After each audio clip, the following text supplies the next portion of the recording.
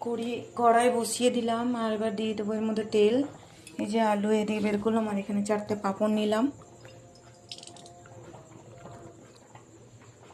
তেলটা গরম হয়ে যাক, তারপর পাঁপড়গুলো ভেজে তুলে নেব।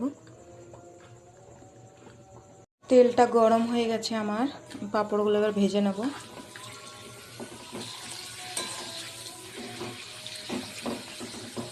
আমার এটা দিয়ে পাঁপড় ভাজতে খুব ভালো লাগে, এইভাবে তেল ছাকাও হয়ে যায় আর পাঁপড় ভাজাও হয়ে যায়।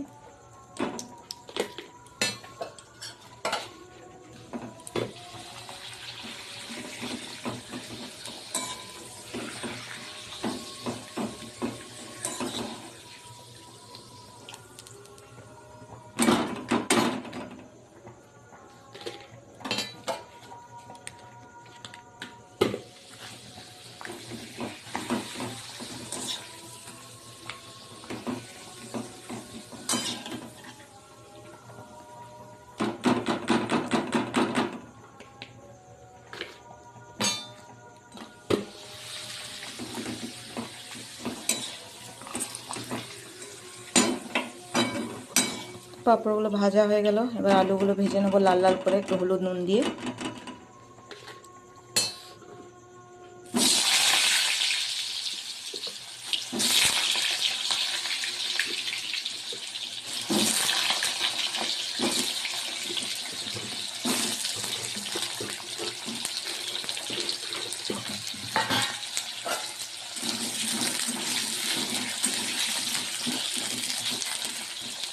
মশলাগুলো এবার বেটে নিই।